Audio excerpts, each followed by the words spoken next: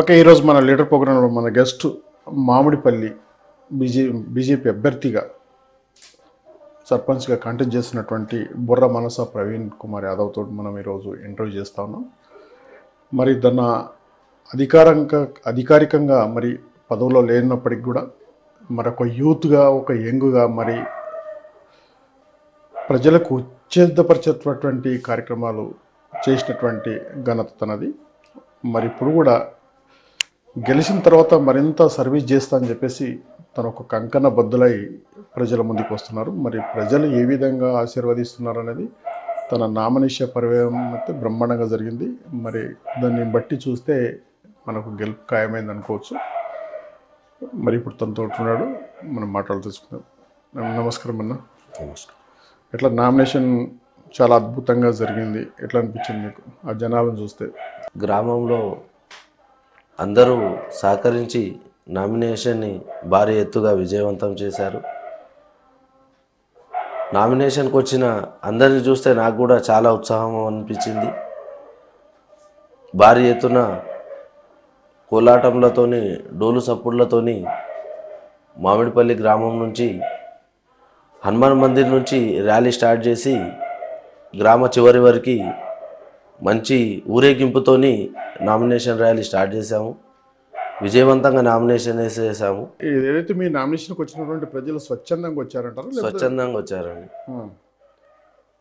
స్వచ్ఛందంగా అంటే వాళ్ళు నేను చేసే పనిని చూసి వాళ్ళే బయటికి వచ్చి మేము నీకు చేయగలుగుతాం, మేము మీ అండగా ఉంటాం, మీతో కలిసి నడుస్తాం, గత పాలకులు చేయని సేవలు చాలా మీరు ఏ అధికారం లేకున్నా కానీ చేసినందుకు మేము మీతో కలిసి నడుస్తామని స్వచ్ఛందంగా ముందుకు వచ్చారు. ఏం చేశారు మీరు? అధికారంలో లేరు, తర్వాత ఒక నామినేట్ పదవి అంటే మీ పార్టీకి సంబంధించినటువంటి బేసిక్లో మీరు నడిచారు. మీరు గ్రామానికి ఏం చేశారంటే? గ్రామానికి నేను చేసేది నేనే చెప్పుకోవడం గొప్ప అవుతుంది. మీరు ఎవరినన్ను అడిగినా చెప్పగలుగుతారు. నిరుపేదలకు ఏదైనా ఆపద ఉన్నా వెంటనే ఫోన్ చేయడం కానీ అందుబాటులో ఉండడం, ఏ అర్ధరాత్రి నా ఇంటి తలుపు తట్టినా నేను వాళ్ళని తీసుకొని హాస్పిటల్కి చేర్చడమే కానీ వాళ్ళ బాగోగులు క్షేమాలు హాస్పిటల్లో చూసుకొని వాళ్ళ ఆర్థిక ఏదైనా ఇబ్బంది ఉంటే ఆర్థికంగా సేవలు చేయడం కానీ, ఏదైనా నిరుపేద కుటుంబం వారు మరణిస్తే వారికి ఆర్థిక సాయం చేయడం, అలా సేవలు చాలా ఉన్నాయి. నేను ఏ అర్ధరాత్రి నా ఫోన్ మోగినా నేను ఫస్ట్ రింగ్కే కాల్ చేసి వాళ్ళకి అందుబాటులో ఉన్నాను. అంటే రాజకీయ నాయకులు ప్రతి వాళ్ళు ఇదే చెప్తారు, ఎందుకంటే నేను ఆర్థిక సాయం చేస్తా, తర్వాత నేను వాళ్ళకి డోనర్లు చేస్తాను, నేను అది ఇస్తా ఇది ఇస్తా అంటే ఫర్దర్గా నేను ఎలక్షన్లో ఎప్పుడైనా కాంటాక్ట్ చేసే అవకాశం వస్తుందని ఇది చేస్తారంటారు, లేకపోతే అది జెన్యున్గా రాజకీయానికి పక్కన పెట్టుకుంటే అది మన హానవాయితీగా ఉంటుందా? నేను ఈ ఒక్కరోజు నెల రోజులు 2 రోజుల నుంచి చేస్తుంది కాదు, కొన్ని సంవత్సరాల నుండి చేస్తున్నాను. నేను అలా చెప్పుకోవడానికి మీరు బయట ఎవరికన్నా అడిగి తెలుసుకున్నా ఒకటే ఉండాలి. నేను రాజకీయం స్టార్ట్ చేసిన నుండి కూడా ఒకటే వేలో ఉన్నాను. అప్పటి నుండి కూడా ఒకటే, అంటే తెలిసిపోతుంది ఒక వ్యక్తి నటిస్తున్నాడా నిజాయితీగా పనిచేస్తున్నాడా. నేను నిజాయితీ నిబద్ధతతో పనిచేస్తున్నాను. ప్రతి ఒక్కరికి సేవ. ఇప్పుడు అర్ధరాత్రి ఫోన్ వచ్చినప్పుడు నటించడం అంటే ఫోన్ లేకపోవడము, లేకపోతే ఏదైనా ఒక కారణం చెప్పవచ్చు.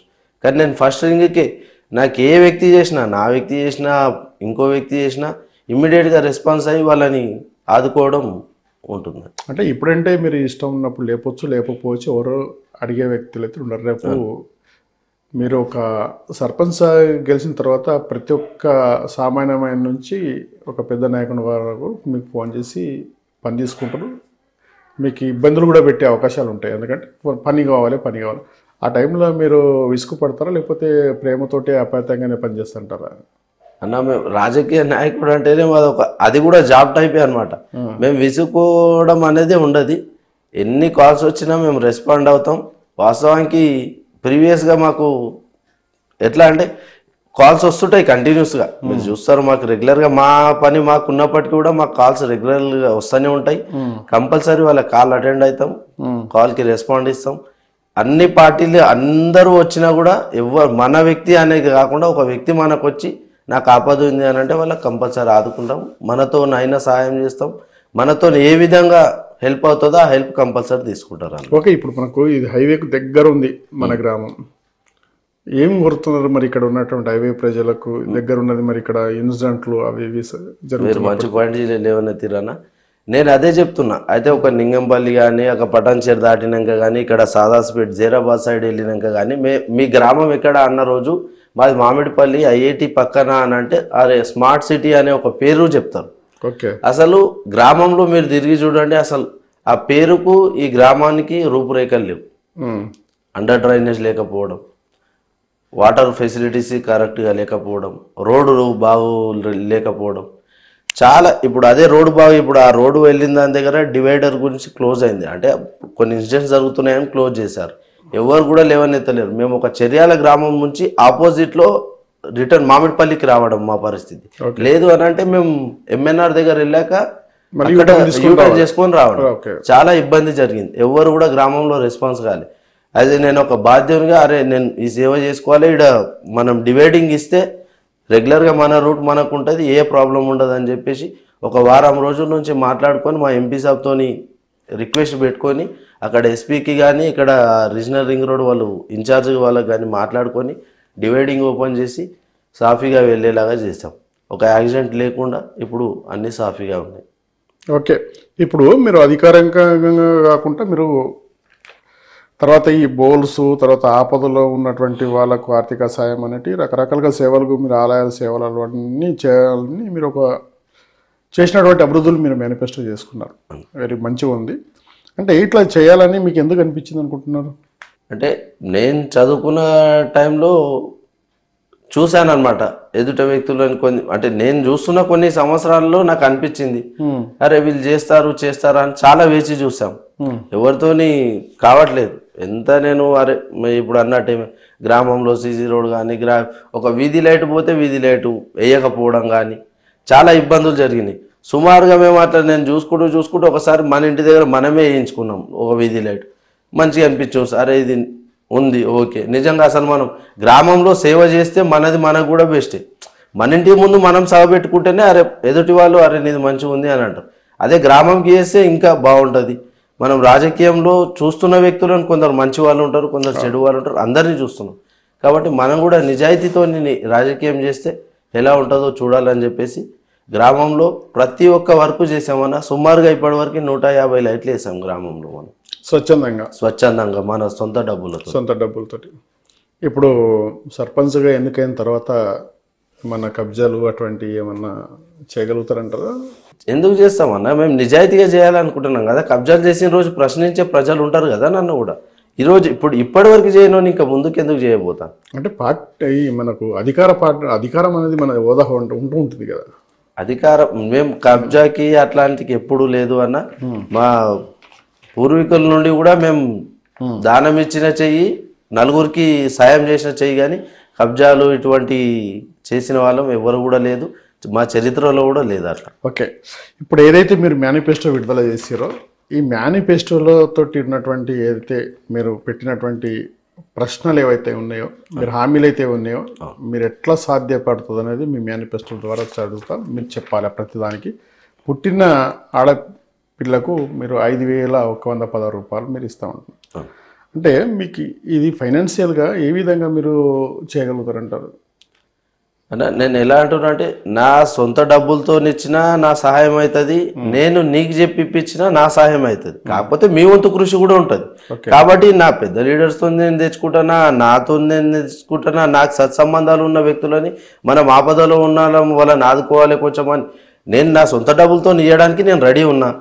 సరే నాతో సాధ్యం కాని రోజు నేను ఎదుటి వాళ్ళు హెల్ప్ తీసుకొని నేను కంపల్సరీ సాయం చేయడం వరకు అయితే నేను రెడీ ఉన్నా. ఎందుకంటే అధికార పార్టీ ఇప్పుడు ప్రభుత్వాలు నడుస్తున్నట్టు పరిస్థితుల్లో కూడా ఆర్థికంగా వెనుకబడిన స్థితిలో ఉన్న టైంకి ఇవ్వకపోవడం అటువంటిది సాధ్యమవుతుంది అనేది క్వశ్చన్. అవుతుంది అన్న. నేను కొన్ని సంవత్సరాల నుంచి చేసుకుంటూ వస్తున్నా కదా అన్న. ఈరోజు కొత్తగా నేను అది ఇస్తాను పెట్టలేదు.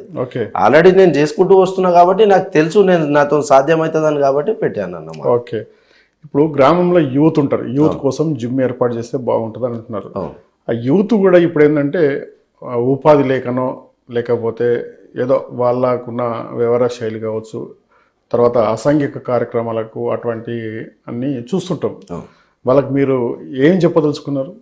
నేను ఏమంటున్నా అన్నది వాళ్ళకున్న ఫ్రీ టైంలో ఒక నలుగురు ఒక దగ్గర కలిసి ఇదే మాట్లాడుకుంటే జనరల్గా మాట్లాడుకుంటాం ఫ్రెండ్స్ అందరం. ఈవినింగ్ టైంలో ఒక నలుగురం కలుసుకోవడం, మార్నింగ్ టైంలో నలుగురం కలుసుకోవడం ఉంటుంది. కాబట్టి ఇప్పుడు మన కమ్యూనిటీ హాల్స్ ఆల్రెడీ అనుకుంటున్నాం. అరే అనుకుంటున్న హాల్లను ఇంకో డబుల్ రూమ్ పెద్దది తీసుకున్నాం అనుకో, హాల్ లాగా చేసి వాళ్ళకి అందరూ ఇప్పుడు ఆ జిమ్కు పట్టే సామాన్ ఏది ఉందో మనం డొనేట్ చేస్తే అక్కడిక్కడ ఎందుకు, అరే ఇప్పుడు మా ఊరు నుంచి మేము జిమ్ చేయాలని అంటే అసలు సంగారెడ్డికి వెళ్ళాలి. ఇక్కడ నుంచి సంగారెడ్డికి వెళ్తే ట్రావెల్ ఛార్జెస్ అదంతా డిస్టర్బెన్స్, కొంచెం టైం కూడా ఉంటుంది. కాబట్టి మనకు ఏదైతే ఈ వే ఉంటుందో పోయి రావడం ఆ టైమింగ్ కొద్దిగా విలేజ్లోనే ఉంటే నలుగురు విలేజ్లో సేవ్ అవుతుంది, ప్లస్ విలేజ్లో కూడా జిమ్ చేసుకునే వాళ్ళు అవుతాం కదా. మైనార్టీ వాళ్ళకు కూడా మీరు కమిటీ హాల్ కట్టిస్తామని ఇలా మేనిఫెస్టోలు చేశారు. అవును, ఇక్కడ స్థలాలు కాస్ట్ ఏరియా, మరి అటువంటి స్థలాలు ఇక్కడ ఉన్నాయంటారా? ఆల్రెడీ స్థలం ఉందన్న కేటాయించి. ఓకే, గవర్నమెంట్ నుంచి జీపీ నుంచి ఆల్రెడీ ఏమంటాం మనం అందరు కూర్చొని గ్రామంలో గ్రామ పెద్దవాళ్ళు ఆల్రెడీ స్థలం కేటాయించింది. వాళ్ళు కూడా కంపౌండ్ వాళ్ళు వేసుకున్నారు. దానికి జస్ట్ మనం బిల్డింగ్ నిర్మాణం చేయడం వరకే మనం ఉంది. అంటే మైనార్టీకి ఉంది, మరి మన బీసీ వర్గానికి బీసీ వాళ్ళు కూడా అది స్థలం ఏర్పాటు చేసి ఉంది, కానీ వర్క్ మధ్యలో అయిపోయింది. అది కూడా దాన్ని నేను నా ఎంపీ వాళ్ళతో మాట్లాడుకొని ప్రోత్సహించుకొని ఎక్కడ ఆగింది బిల్, అసలు దేని గురించి అయింది, దాని సమస్య ఇది అని చెప్పి దాన్ని ముందుకు తీసుకెళ్తాం. సెర్చ్ చేస్తూ ఉంటారు దానికోసం. రైట్. ఇప్పుడు యువత కోసం జాబ్ మేళ, ఇప్పుడు మీరు అన్నట్టుగా నేను ఇప్పటి వరకు యూత్ అంటే కొంచెం చదువుకున్నవచ్చు, వాళ్ళ విద్యార్హతను బట్టి వాళ్ళకి జాబులు రాకపోవడం, తర్వాత రోడ్ల మీద తిరుగు అటువంటి చాలా మనం చూస్తుంటాం. వాళ్ళకు జాబ్ మేళ కార్యక్రమం మీరు పెడతామంటున్నారు. అంటే ఎట్లా తీసుకుంటున్నారు వీళ్ళ కోఆర్డినేషన్? జాబ్ మేళ ఎట్లా అంటున్నాను అంటే, ఇప్పుడన్నా కొందరు స్టడీస్ ఎవరెవరు ఒక్కొక్క మీరు అన్నట్టు ఒక్కొక్క విధంగా ఒక్కొక్క రంగాలలో ఒకరు కంప్లీట్ చేసి ఉంటారు. నాకున్న కనెక్షన్స్కి నేను ఇప్పుడే అంటే అధికారంలో లేకున్నా కానీ ఇదే ఐఐటీలో ఇప్పుడు జాబ్ మేళర్స్ అంటే నాకున్న కనెక్షన్స్ అదే అంటున్నా కదా. అందులో సార్స్ కానీ ఎవరైనా సార్ నాకు బీటెక్ వాళ్ళు రిక్రూట్మెంట్ ఉన్నారని నాకు చెప్పడం కానీ, ఐఐటి మెకానిక్స్ వాళ్ళు ఎవరైనా ఏసీ ఇట్లా రిక్రూట్మెంట్ ఉన్న వాళ్ళు నాకు తెలియజేస్తారు. వాళ్ళని నేను పట్టుకొని నాకు కొన్ని కంపెనీస్తో వాళ్ళు కనెక్షన్స్ ఉన్నాయన్నమాట. సార్ మాకు ఏదైనా రిక్రూట్మెంట్ ఉన్న రోజు మేము చెప్తాము, వాళ్ళ రెజ్యూమ్ పంపిస్తే మేము ఇంటర్వ్యూ చేసుకొని వాళ్ళు ఓకే అనుకుంటే తీసుకుంటాం. అట్లా కనీసం సుమారు అని అంటే నేను ఒక 20 మందిని గ్రామం నుంచి ఆల్రెడీ కంపెనీలో పెట్టించిన వాళ్ళు రెగ్యులర్గా చేసుకుంటూ ఉన్నారు. కాబట్టి నాకు సాధ్యం ఇది. ఎందుకనంటే ఒక అధికారంలో లేనప్పుడు వేరే ఉంటుంది, అధికారంకి వచ్చినప్పుడు వేరే ఉంటుంది.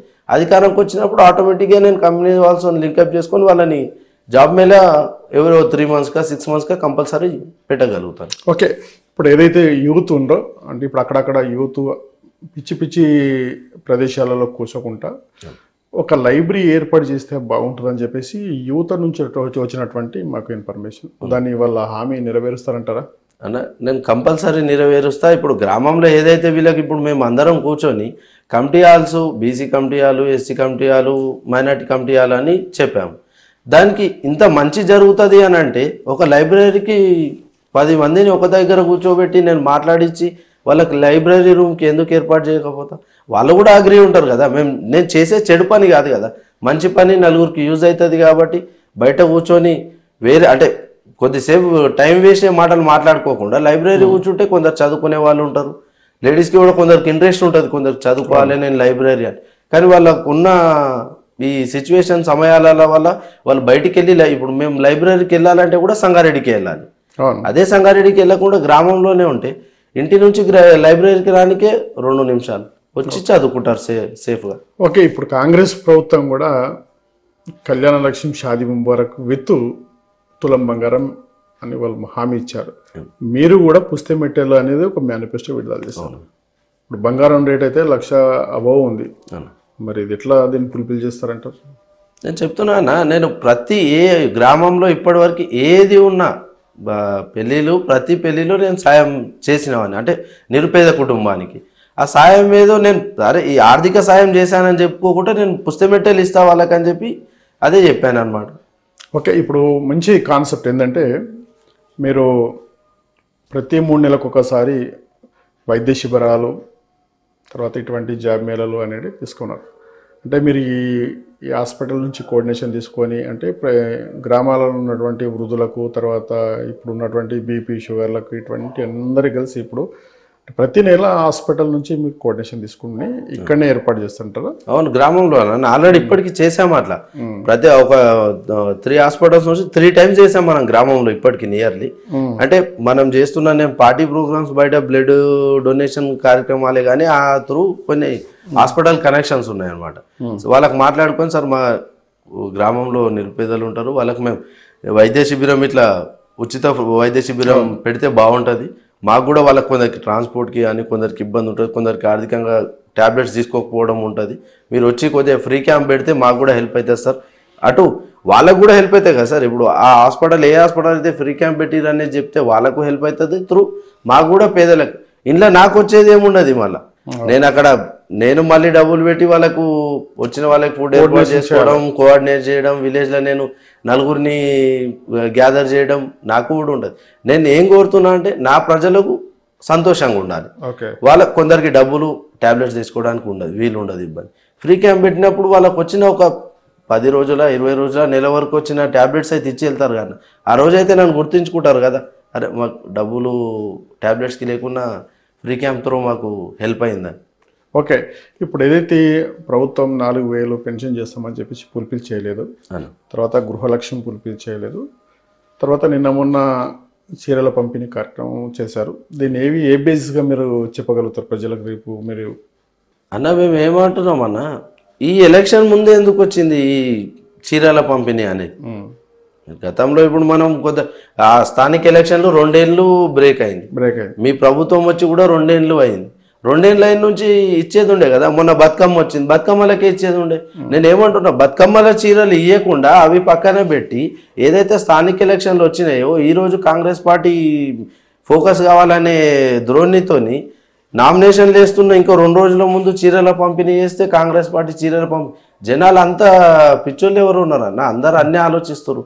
బతుకమ్మ చీరలను తెచ్చి ఇందిరమ్మ చీర అని ఇస్తున్నావు, ఇందిరమ్మ చీర అని ఎందుకు ఇస్తారు? అట్లా బతుకమ్మ చీరలు కదా అవి, బతుకమ్మ ఇస్తా అని చెప్పిన చీరలు తెచ్చుకొని ఇందిరమ్మ చీరలని ఈ స్థానిక ఎలక్షన్ల ముందు మేము చీరలు ఇస్తున్నాం అని చెప్పి చీరలు పంచుతారు. ఎవరు పిచ్చోళ్ళు అని అందరు చూస్తారు. ఇప్పుడు ఇందిరమ్మ ఇండ్లు కూడా వాళ్ళకు ఒక స్టంట్గా మారింది, ఎందుకంటే ఇందిరమ్మ ఇండ్లు ఇస్తారని కూడా వాళ్ళకు ఒక ట్యాగ్గా మారింది. మరి మీ దగ్గర ఉన్న ఆయుధం ఏంటిది అన్న? ఇందిరమ్మ ఇల్లు అని అంటే మేము అందులో సెంట్రల్ ఫండ్ కూడా ఉంది కదా ఇందిరమ్మ ఇల్లు. ఏదో కాంగ్రెస్ పార్టీ ఒక్కటే అధికారంలో ఉంది, కాంగ్రెస్ పార్టీ ఇవ్వట్లేదు కదా, మా సెంట్రల్ ఫండ్ కూడా ఉంది అందులో.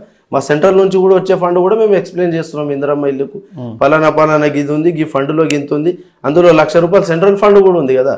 నేను కూడా ఒక బాధ్యత, అంటే మా పార్టీ కాబట్టి నేను కూడా ఒక బాధ్యనే కదా, నేను చెప్పుకోగలుగుతాను. ఇక మా పార్టీ కూడా ఇందులో సెంట్రల్ ఫండ్ ఉంది, స్టేట్ ఫండ్ ఉన్నప్పటికీ కూడా సెంట్రల్ ఫండ్ హెల్ప్ చేసిన దాకా స్టేట్ ఫండ్ లేదని చెప్పేస్తాం దానికి.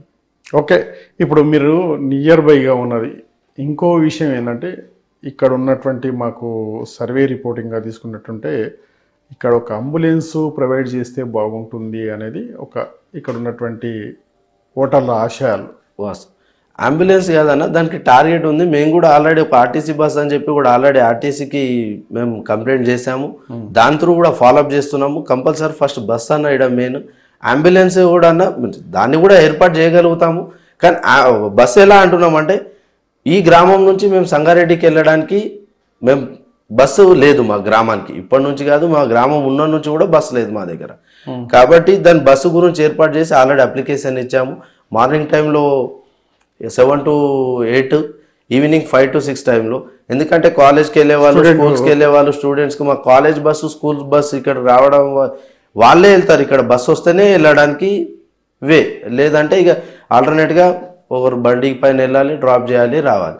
కాబట్టి బస్సు ఏర్పాటు చేసుకుంటే మేము కొద్దిగా సేఫ్ అవుతుంది లేడీస్కి. మళ్ళీ మేము బైవాక్ కూడా మాకు బస్ స్టాండ్ ఇక్కడ లేదన్న, కౌలంపేట రోడ్లో, హైవే రోడ్లో ఉంది. లేడీస్ అయినా బాయ్స్ అయినా ఎవరైనా, ముసలి వాళ్ళు అయినా కానీ ఇక్కడ నుంచి కౌలంపేట రోడ్ వరకు మేము హైవే వరకు నడవాల్సిందే. వెళ్ళాక అక్కడ నుంచి ఆటో పట్టుకోవడమా బస్తోనా వెళ్ళడం. కాబట్టి ఆటోలు అన్నారు, ఆటోలు కొద్దిగా ఫ్రీ బస్ అయితే ఏదైతే వచ్చిందో ఆటో వాళ్ళకు కూడా ఇబ్బంది జరిగింది. ఒక మార్కెట్ అన్న ఉన్న టైంలో రోజే వాళ్ళు అవైలబుల్ ఉంటారు, కరెక్ట్ మార్నింగ్ టైంలో వాళ్ళు కొందరు అవైలబుల్ ఉంటారు. కాబట్టి బస్సు ఏర్పాటు చేస్తే మాకు సేఫ్ అవుతుందని బస్సు ఆల్రెడీ ఫాలోఅప్ చేస్తున్నాం, ఆల్రెడీ వాళ్ళకి అప్లికేషన్ కూడా ఇచ్చినాం. ఏదైతే ఈ ఎలక్షన్స్ తర్వాత మేము కంపల్సరీ దాన్ని ఫుల్ఫిల్. ఇప్పుడు అత్యవసర పరిస్థితి మన గ్రామానికి ఏ సేవ అవసరం ఉంది? ఇప్పుడు మీరు గెలవంగానే ఏ సేవ మీద ఫోకస్ పెట్టబోతున్నారు? గ్రామం డెవలప్మెంటింగ్ అన్న ఇప్పుడు అంటే స్కూల్ పిల్లలకి ఆ, ఇక్కడ నుంచి మేము నియర్లీ ఒక 1 కిలోమీటర్లో వెళ్ళాలి. కౌలంపేట అంటే ఏరియా మామిడిపల్లిది అయినప్పటికీ స్కూల్ అక్కడ ఉంది, స్కూల్ అక్కడ ఇక్కడ నుంచి వెళ్ళేది. స్కూల్ పిల్లలు నడుస్తూ ఉన్నారు. ఫస్ట్ అక్కడ లైటింగ్ అంటే మాకు ఏ వే వెళ్ళానన్నా బైపాస్ అలాగా కౌలంపేట రోడ్ అనమాట ఒకటి. ఆ రోడ్కి లైటు లేదు, రోడ్డు లేదు, తార్ రోడ్డు అంటే మట్టి రోడ్డు అనమాట. అది ఓకే లైటింగ్ లేదు, మట్టి రోడ్డు. స్కూల్ పిల్లలు కూడా ఈవినింగ్ వాళ్ళకి 10th వాళ్ళకి స్పెషల్ క్లాసెస్ జరుగుతుంటాయి.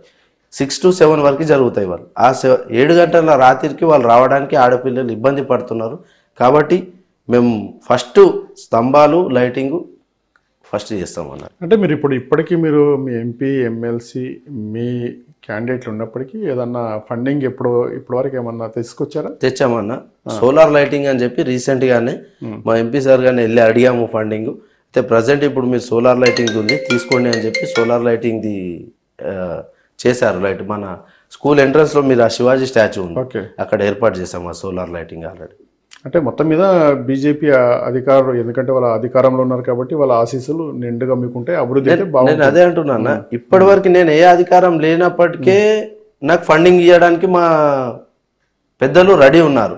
ఎమ్మెల్సీ గారు కానీ ఎంపీ గారు కానీ వాళ్ళ నిధులు ఇంకా చాలా ఉంటాయి కాబట్టి నేను అధికారానికి వచ్చాక వాళ్ళు కూడా ఇవ్వడానికి సిద్ధంగా ఉంటారు. కాబట్టి నేను ఎంపీ నిధులు ఎమ్మెల్సీ నిధులతో గ్రామాన్ని డెవలప్మెంట్ చేస్తాను. ఓకే, మీరు స్టూడెంట్కి ఒకటి మంచిది ఏంటంటే వైఫై ఉచిత ఆన్లైన్ అని పెట్టారు. అంటే స్టూడెంట్ని ఏ విధంగా దాన్ని ఉపయోగించుకోవాలి అని ఒక మార్గదర్శనం ఏమైనా దిశానిర్దేశాలు స్టూడెంట్కి చెప్పగలుగుతారు? ఎందుకంటే వైఫై అంటే ఇక వాళ్ళని ఆడిందే ఆట పాడిందే పాట ఉంటారు. అదే అంటున్నా, ఇప్పుడు లైబ్రరీ అనుకున్నాం కదా, లైబ్రరీకి వస్తూ ఉంటారు. సరే గ్రామాల్లో ఇండ్లలో ఉన్న వాళ్ళు కూడా ఉంటారు. లైబ్రరీకి వచ్చినప్పుడు కొందరికి ఇప్పుడు ఫోన్ రీఛార్జ్ చేసుకోవడానికి కూడా డబ్బులు ఉండవు వాస్తవానికి. అదే నెట్ అనేది మనం చేస్తే కొందరికి ఇప్పుడు ఈ టైంకు స్మార్ట్ క్లాసెస్ అయ్యాయి కాబట్టి ఏది ఉన్నా కొంచెం ఎంక్వైరీకి చిన్న పిల్లలైనా ఫస్ట్ టు 10th క్లాస్ వరకు ఒక 2nd క్లాస్ పిల్లలైనా వాళ్ళకి ఫోన్ ఇచ్చి ఆన్లైన్లో క్లాసెస్ జరుపుతున్నారు. కొందరికి నెట్ రీఛార్జ్ చేసుకోవడానికి డబ్బులు కూడా ఉన్నాయి కాబట్టి వాళ్ళ క్లాసెస్కి డిస్టర్బెన్స్ అవుతుంది. కాబట్టి వైఫై అనేది ఏర్పాటు చేస్తే ఆ క్లాసెస్ వాళ్ళు చేసుకోవడం కానీ మనం ఇంకేదైనా నెట్లో ఇప్పుడు ఏదైనా మనం సెర్చ్ చేసినా నెట్లో గూగుల్ ద్వారా వస్తుంది. యూట్యూబ్లో వాళ్ళ క్లాసెస్ కానీ అట్లా ఏదైనా డౌట్ ఉంటే మంచి పద్ధతిలో యూజ్ చేయాలని క్లాసెస్ గురించి కానీ వాళ్ళ వ్యక్తిగతానికి కాకుండా నలుగురు పోషణ కోసం దాన్ని యూజ్ చేయాలని వైఫై పెడదాం. ఇప్పుడు చాలా ఇప్పుడు గమనించేది ఇంకోటి ఏంటంటే వాళ్ళు ఆశించేది ఇప్పుడు వృద్ధులు ఏంటంటే వాళ్ళకు ఏంటిది సర్వీస్ లేకనో లేకపోతే వాళ్ళకి తెలియకనో ఎక్కడ పోవాలి ఏం సంగతి అనేది పెన్షన్కి రాక కొట్టుమిట్టాడుతున్నటువంటి పరిస్థితిలో ఉన్నప్పుడు మరి ప్రవీణ్ కుమార్ ఏం చేయబోతారు? వాళ్ళను ఇప్పుడు గెలవంగానే పెన్షన్ అడుగుతారు, మాకు రాకొచ్చింది మాకు రాకొచ్చింది. నేను ఏమంటున్నా, ఈరోజు పెన్షన్ గ్రామంలో కొందరికి అట్లా రాని వాళ్ళని తీసుకెళ్ళి మేము ఆల్రెడీ దాన్ని ఫాలోఅప్ చేస్తూ మండల ఎంపీడీ ఆఫీస్తో కానీ గ్రామ పంచాయతీ సెక్రటరీ కానీ జీపీఓతో కానీ మాట్లాడుతూ దాని ప్రాబ్లమ్స్ ఏందో సాల్వ్ చేస్తున్నాం. అయితే వాళ్ళు చెప్పేది ఏంటి అని అంటే హైకమాండ్ నుంచే పై నుంచే మాకు రావట్లేదు, వస్తే మేము ఎందుకు చేయము, ఆల్రెడీ అప్లికేషన్స్ పెండింగ్లో ఉన్నాయి అన్నీ, అది వెంటనే ప్రభుత్వం నుంచి రిలీజ్ కాగానే గ్రామాల వారిగా ఏవైతే అప్లికేషన్స్ ఉన్నాయో అన్నీ ఫుల్ఫిల్ చేస్తామని చెప్తున్నారు. అదే రేపటి రోజు ప్రభుత్వం ఇస్తే మేము కూడా అధికారానికి వస్తే మేము ప్రశ్నించే గొంతుమైతే ఒక సర్పంచ్గా మేము అడిగినప్పుడు మా పనులు కూడా వెంటనే ఉంటాయి కదా. సామాన్య వ్యక్తి అడిగినప్పుడు రిప్లై రావడం వేరే, ఒక బాధ్యతలో ఉండి పదవిలో ఉండి వెళ్ళి అడిగితే డిఫరెంట్ ఉంటుంది కదా. కాబట్టి నన్ను ఆశీర్వదిస్తే నేను గ్రామంలో ఉన్న ఏవైతే పెన్షన్సే కానీ విడో పెన్షన్సే కానీ అట్లా ప్రతి ఒక్క పెన్షన్స్కి నేను ప్రోత్సహించి చేస్తాను అన్న దగ్గరుండి సర్వీస్ చేస్తాను. ఓకే, ఏదైతే ఇక్కడ పెట్టినటువంటి ఒక విద్యావేత్తగా తన ఇక్కడ ప్రజల యొక్క మనోభావాలు అర్థం చేసుకొని వాళ్ళకి ఏం కావాలి ఏమైతే బాగుంటుంది అనే ఒక ఆలోచన తిరిగి ఒక మేనిఫెస్టో తయారు చేసుకున్నాడు. మరి అది ఖచ్చితంగా ఫుల్ఫిల్ చేస్తారా లేదనేది మళ్ళీ గెలిచిన తర్వాత మళ్ళీ ఇంటర్వ్యూ చేయబోతున్నాం.